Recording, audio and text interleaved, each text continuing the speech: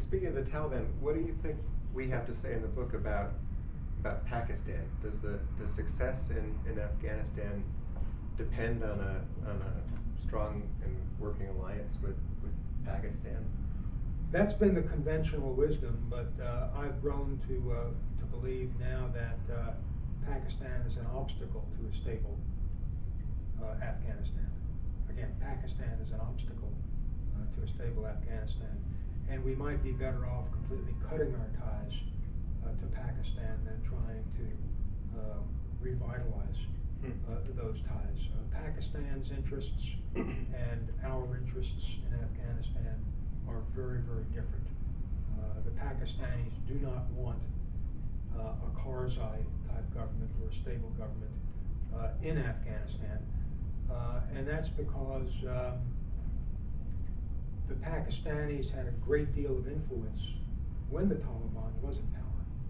That influence allowed them to make sure that the northern border of Pakistan was essentially secure or dominated by Pakistani influence in Pakistani politics. When the Taliban was thrown out of power and Karzai became president, he was no longer swayed by the Pakistanis.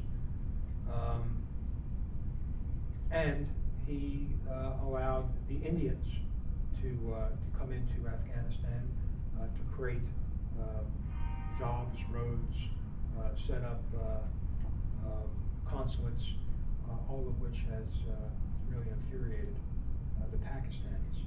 So the Pakistanis would like, I think, a Taliban-like regime to replace Karzai so that they would have the influence they once had, so the Pakistanis wouldn't have to worry about a northern front that may be dominated by a government friendly to India.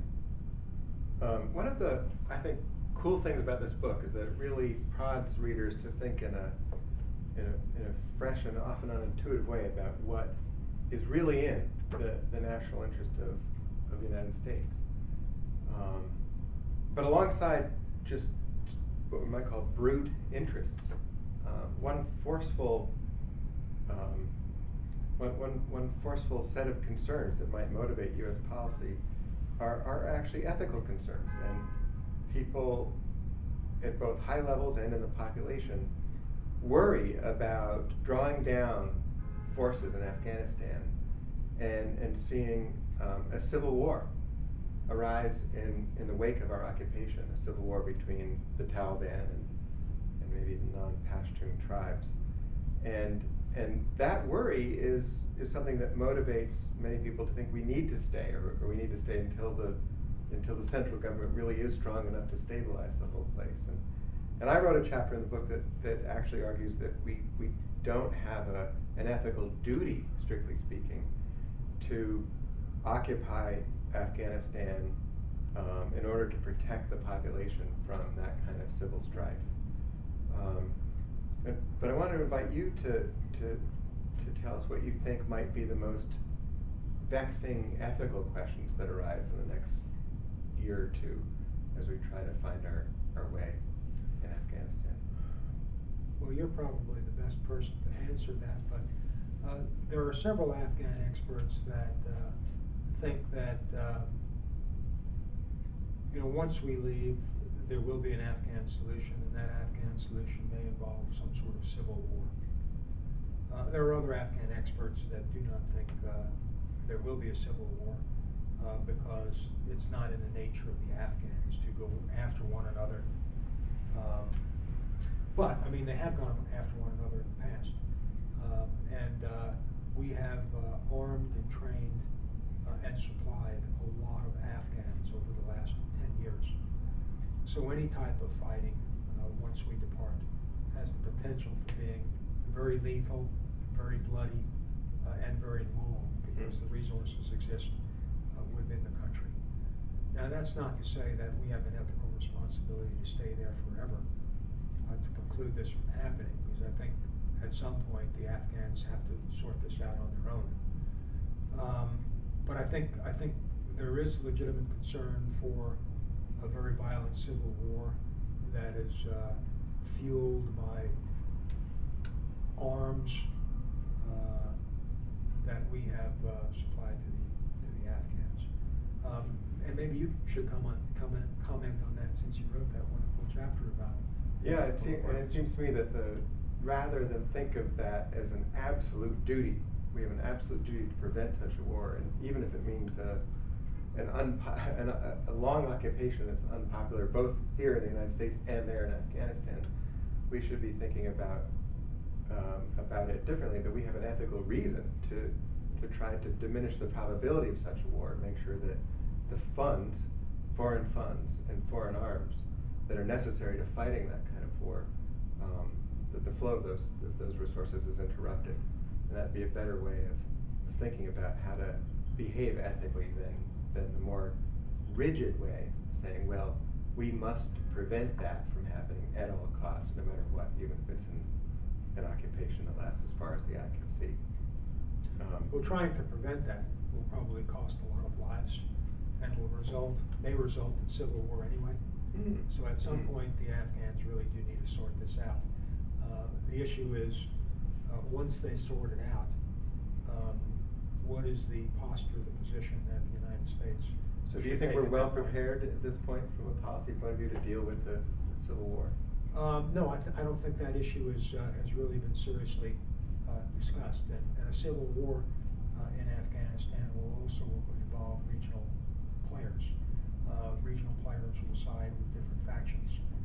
And I think we also have not thought about how that alignment would take place and what we ought to be doing right now to and those players are Pakistan and Iran and India and China, Russia, to a certain extent. So I think all of those players have a stake in how Afghanistan turns out. And Edward Luttwak wrote a very provocative chapter about creating an alliance that brings these countries together to carry the heavy load rather than the United States. But I don't think we've thought that through. I don't think we've thought about it, let alone thought it through in detail. One last question about the book.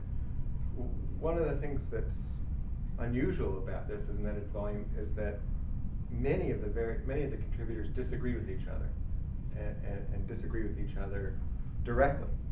So it's not a book that argues for one strategy. In fact, there are 3 or 4 chapters on strategic alternatives that each offer a different scenario and argue for a different policy.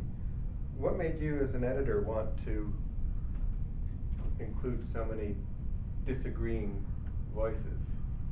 Well, I think any strategist needs to look at the range of possible acceptable outcomes and the strategies necessary to achieve those outcomes.